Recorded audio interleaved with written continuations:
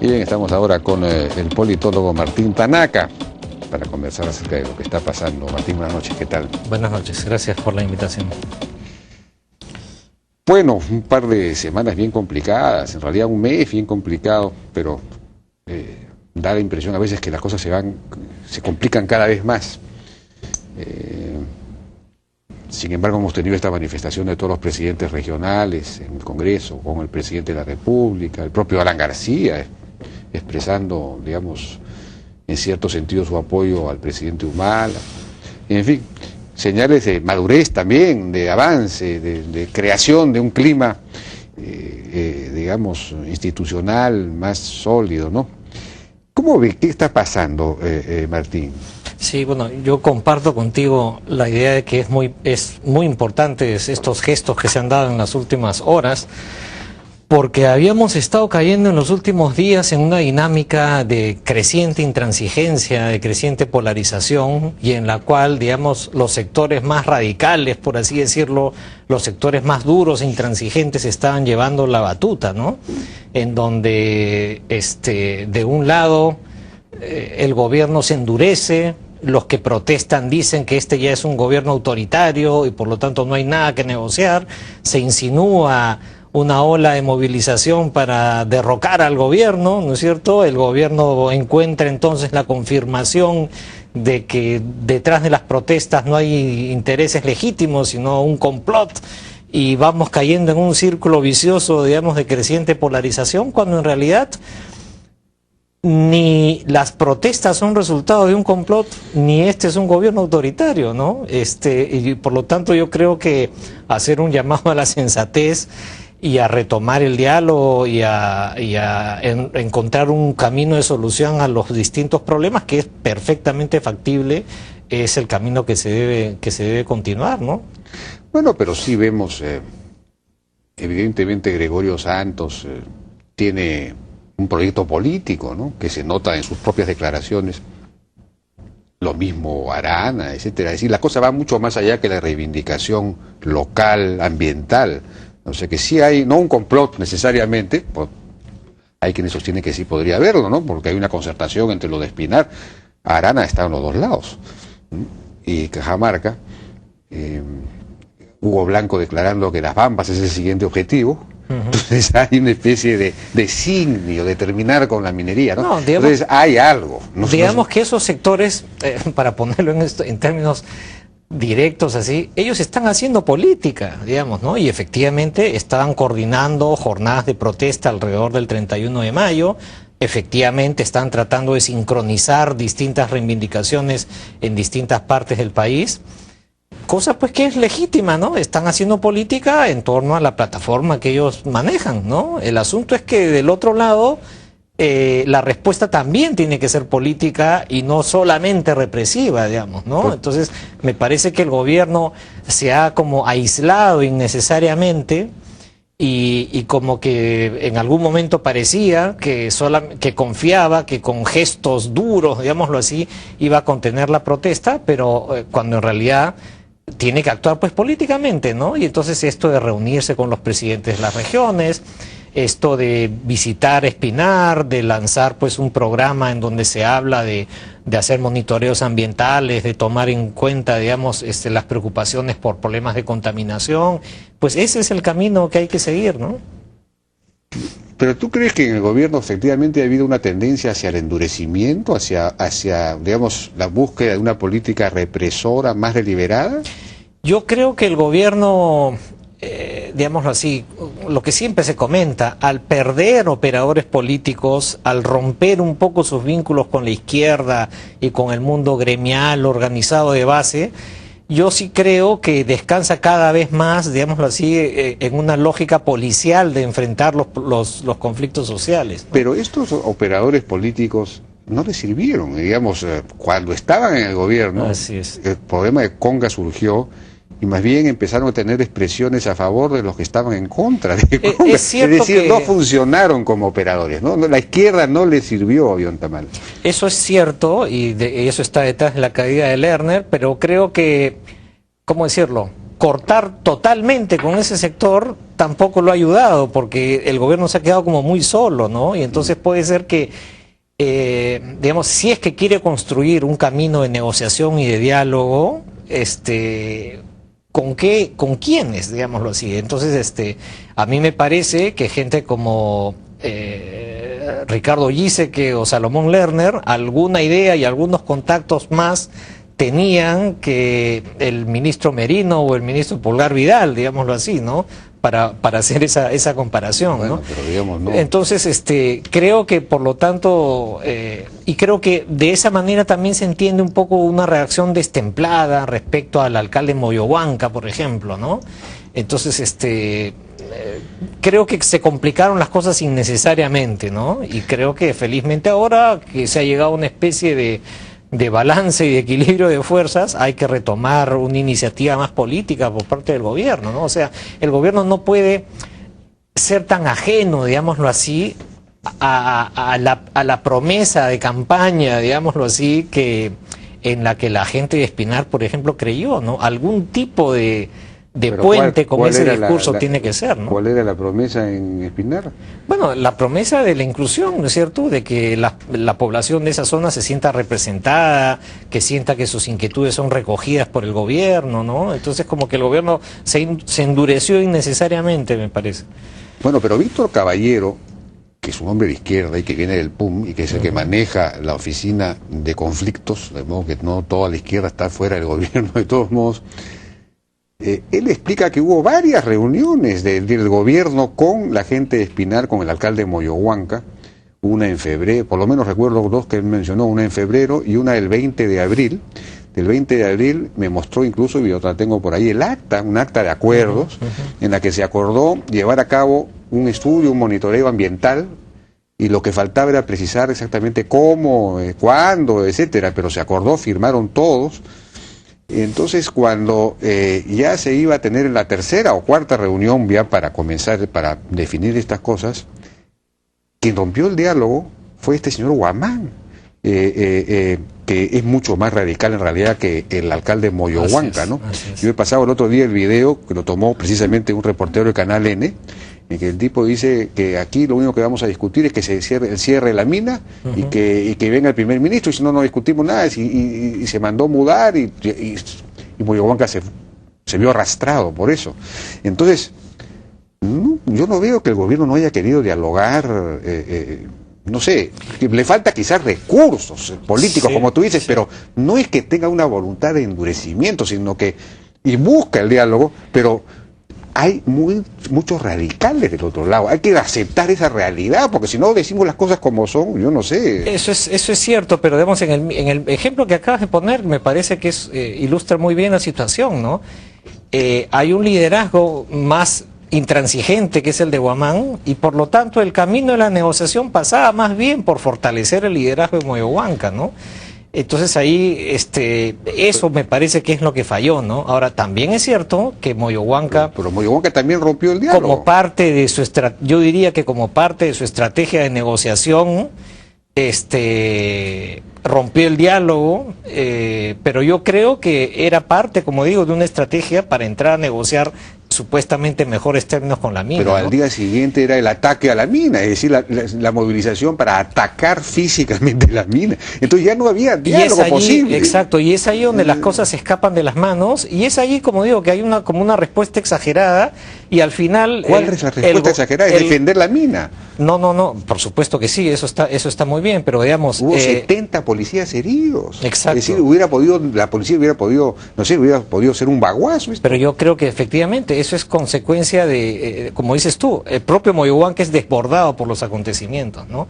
Y al final el gobierno termina, ¿cómo decirlo?, empujándolo a Moyohuanca a coincidir con Guamán, ¿no es cierto? Esa es la lectura que yo tengo, ¿no? Entonces, el gobierno más bien tendría que buscar, ¿cómo decirlo?, aliados.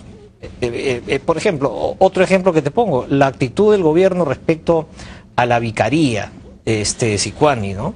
Me parece que la vicaría también puede cumplir un papel importante de intermediación, de acercamiento con los sectores que están protestando, pero nuevamente, ¿no? En en medio de las trifulcas aparecen denuncias de que se involucra gente de la vicaría, con bombas Molotov, ¿no es cierto? Que conforme han ido pasando las horas, esas denuncias se han desvirtuado, ¿no?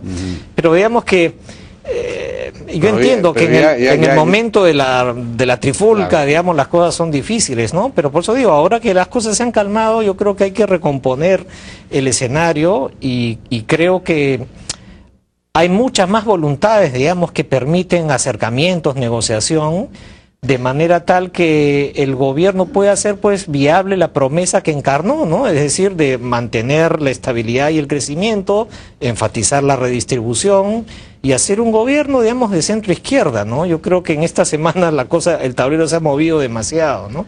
Bueno, tenemos que ir a una pausa, si me permite regresar. Mi mamá ya no quiere usar bikini. Yo quiero jugar con él, pero él dice, soy casada. ¡Queremos que te cierre el pantalón, abuelo! ¡Papá! ¡La camisa te revienta! ¡Está muy gordo! Tiene un enorme. ¡La reina del potasio! Papá, no comas mucha grasa. Para que te entre el bikini, juegue de pavita. ¡Juegue de pavita! ¡Juegue de pavita!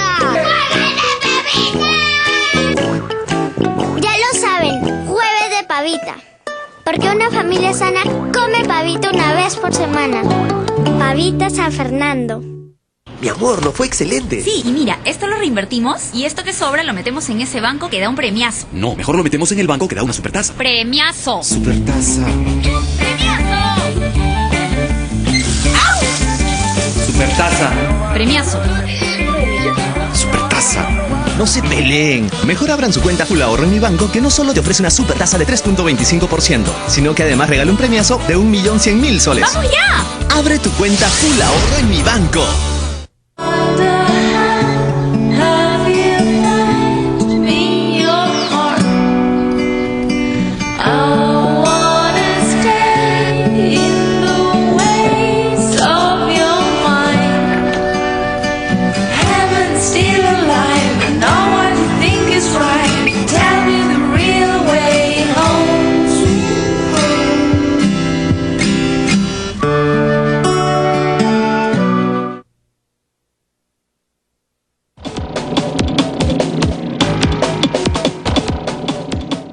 Y bien, seguimos conversando entonces con Martín Tanaka.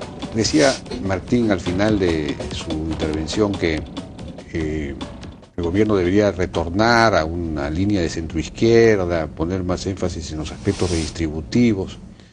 Bueno, y de hecho los congresistas que han renunciado y el propio Santos en su instigación al derrocamiento, digamos, el argumento es el mismo. No ha cumplido con su palabra, con sus promesas, como si se hubiese desviado hacia la derecha. Pero en realidad yo no recuerdo, la verdad, presidente que se haya ajustado más a las promesas que hizo que Ollantumala. Me refiero a las promesas no solamente a la hoja de ruta, sino al compromiso con los peruanos de la primera vuelta, antes de la primera vuelta. Y el tono general de su discurso, incluso en la primera vuelta, que ya se había puesto polo blanco, ya no estaba con polo rojo, es decir, claro, ese discurso es distinto al que había tenido los 8 años anteriores, pero digamos, ya en la primera vuelta y en ese compromiso con los peruanos y luego en la hoja de ruta, si uno revisa sus acciones, ha cumplido prácticamente con todo. Todas sus promesas sociales, todos los programas Pensión 65, Cuna Más, etcétera, todos los está llevando a cabo, mejor aún, porque ha creado un Ministerio de Desarrollo Social con técnicos de primer nivel, como no hizo ningún gobierno antes, es decir, le ha dado a ese ministerio el mismo nivel que el Ministerio de Economía o que el Banco Central de Reserva. Incluso, diría yo, ha ido más allá de la hoja de ruta en algunos temas, más allá hacia la izquierda. Por ejemplo, la hoja de ruta, ni en el compromiso con los peruanos, está fortalecer tremendamente el rol empresarial del Estado contra la Constitución, dicho sea de paso. Pues esto de convertir a Petroperú en una gran empresa no estaba en la hoja de ruta, sí estaba lo de la renegociación del lote 88, cosa que también ha hecho.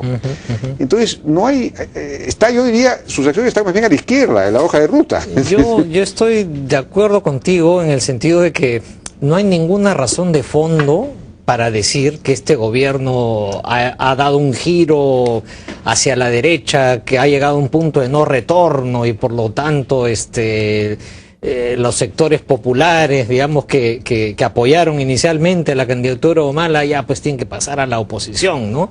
Yo estoy muy de acuerdo con lo que acabas de decir. La gran diferencia, sin embargo, es otra vez el manejo de los conflictos sociales. Digamos, lo que lleva a la caída de Salomón Lerner y lo que ha metido en problemas, digamos, al gobierno en los últimos días y que ha motivado la renuncia de estos congresistas en las últimas horas, tiene que ver con el manejo de la conflictividad social, ¿no? Entonces, nuevamente, esta imagen de un gobierno que se ha endurecido y que ya abandonó la promesa social y que solamente va a ser represiva, ¿no? Pero entonces yo diría que ha habido, pues, ¿cómo decirlo? Es como hay como unas profecías autocumplidas que nos llevan a la polarización, ¿no? Es decir, de un lado, Gregorio Santos le hace un enorme favor a Óscar Valdés, haciendo las declaraciones que hace, digámoslo así, fortaleciendo la percepción gubernamental de que detrás de las protestas lo que hay es la intención de tumbarse al gobierno, ¿no es cierto?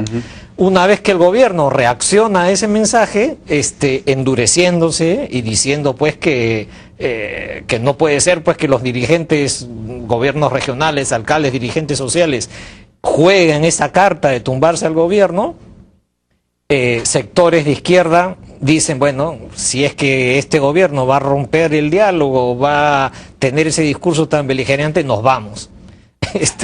El asunto es que todo surge de una especie de malentendido, digámoslo así. Yo lo que no veo, claro, de acuerdo, pero no, lo que yo no veo es la ruptura, digamos, cuando se declara el tema de Espinar, el gobierno intentó dialogar. Los congresistas de Gana Perú, ¿qué papel jugaron? ¿Por qué no ayudaron al gobierno a convencer a Moyohuanca de sentarse? O el mismo gobierno debió haber jugado más en pared con sus congresistas. Quizás también, ¿no? Entonces, pero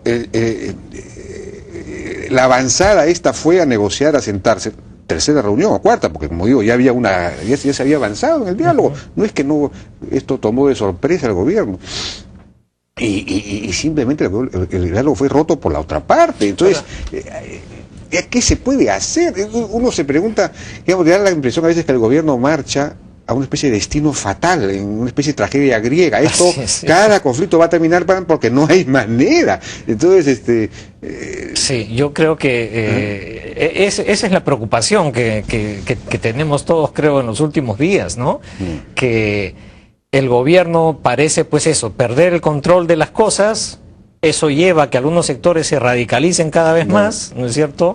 A que su bancada se divida, se fragmente, ¿no es cierto? Y que la gobernabilidad entonces empiece a complicarse, ¿no? Pero efectivamente hay manera de escapar de esa trampa, porque no es que el gobierno, o sea, no es cierto que el gobierno haya apostado por un modelo extractivista, rajatabla, y que haya tomado la decisión de reprimir a la mala a cualquier persona que proteste, ¿no? Eso no es cierto. Y por lo tanto, y también creo que entonces esa cara represiva es, como decirlo, es fruto más bien de la incapacidad, es fruto más bien de la falta de operadores, es fruto más bien de la necesidad de poner orden en una situación que no controlan antes que una decisión premeditada, ¿no? Y por lo tanto, yo creo que la salida es lograr alguna suerte de oxigenación política que permita pues que el gobierno recupere algo de credibilidad, digámoslo así, en términos de su relación con las organizaciones sociales y en su relación con las comunidades de base, que ahora, me parece, empieza a cundir esta sensación de que es un presidente que ha traicionado sus promesas electorales, que ya no se puede confiar en él, ¿no? Entonces yo creo que Humala tiene que tener un discurso político que atienda esa inquietud, digámoslo así, ¿no? De acuerdo, bueno, te refieres al cambio de gabinete, pero ya con el gabinete anterior Conga estaba declarado, precisamente fue la causa de la caída del gabinete anterior, ¿no? Pero el gobierno, digamos, ha adoptado decisiones políticas en relación a Conga, en lugar de imponerlo, convocó al peritaje. No fue, eso sí, capaz de lograr que el peritaje fuera escogido por las dos partes, pero por lo menos habló con parte de la otra parte, es decir, habló con el alcalde, se reunió con algunos alcaldes y con el presidente de la Cámara de Comercio, que después se ha formado el famoso colectivo. Pero una vez que terminó el peritaje, el presidente Humala hizo un mensaje cogiendo las recomendaciones del peritaje y yendo mucho más allá del peritaje. Dijo, oiga, Conga se hace, pero con estas condiciones. Incluso pidió que se multiplicara por 4, creo, el tamaño de los reservorios, cosa que los peritos no habían pedido, y cosas así. Es decir, era un discurso para decir, bueno, ya, hemos hecho todo, esto es, ya, ¿qué más? Más no se le puede, estamos pidiéndole todo ahora a la empresa, todo. No sirvió para nada. Es decir, del otro lado hay la negativa absoluta. Yo no creo que uno no puede hablar de, digamos, intransigencia y dos intransigencias del mismo nivel. Yo no creo. Yo creo que acá hubo un problema de manejo, digamos. O sea, el presidente Humala en ese discurso efectivamente dio algunos lineamientos. Quedó pendiente que el ministro del Ambiente, digamos, diera precisiones más claras sobre, digamos, cuál es la varilla que le ponían a la empresa, ¿no? De manera tal que no quedara la sensación que al final quedó, que es un poco, que como que todo depende de la respuesta que va a dar la empresa, en términos que la empresa tenía que responder si podía. No, la varilla fue muy clara. 4 veces más en el 10.000 empleos, ya no recuerdo, y la empresa no tiene dificultades para responder a eso, porque el tema de las lagunas, por ejemplo, simplemente le complica la vida. Pero digamos, si el gobierno, yo creo que ahí el gobierno ha fallado, digamos, en dejar muy clara esa posición, de manera tal que en Cajamarca uno habla, digamos, recoge opiniones de las personas en Cajamarca y queda todavía la sensación de que el gobierno está todavía jugando, está inclinado a favor de Yanacocha, bueno, y que no juega ese papel de juez imparcial. Y, digamos, y esa batalla de las imágenes es fundamental para determinar el rumbo futuro de los acontecimientos, ¿no? Ahora, a favor del gobierno ha ocurrido que la respuesta, pues, del gobierno regional ha ido por la intransigencia, por la declaratoria de un paro indefinido, que es, pues, que es inviable, digámoslo así, ¿no es cierto? No. Que lleva a la parálisis a la región. Sí, porque no tiene salida. No tiene sentido, no tiene salida, incluso para ellos mismos los va a llevar a una derrota política. Y entonces, nuevamente, eso le abre una oportunidad al gobierno, otra vez, de recomponer la relación, ¿no? Sentemos claramente un lineamiento que demuestre que este gobierno está cambiando la relación tradicional con las empresas, que efectivamente va a jugar más un papel de árbitro, y de esa manera va a poder ir saliendo del entrampamiento en el que está, ¿no? De acuerdo. Bueno, ahí el propio gobierno ha planteado el tema de la nueva minería, una nueva institucionalidad, pero claro, todavía no lo ha desarrollado mucho. Bien, ya no tenemos más tiempo, hubiéramos podido seguir conversando. Martín Tanaka, muchas gracias por tu participación. Gracias. Vamos a una pausa, regresamos con Harold Forsyth, embajador del Perú en Estados Unidos. Hay novedades importantes, hay un convenio laboral que se va a firmar con el gobierno de Estados Unidos para los peruanos en Estados Unidos el día lunes. Regresamos.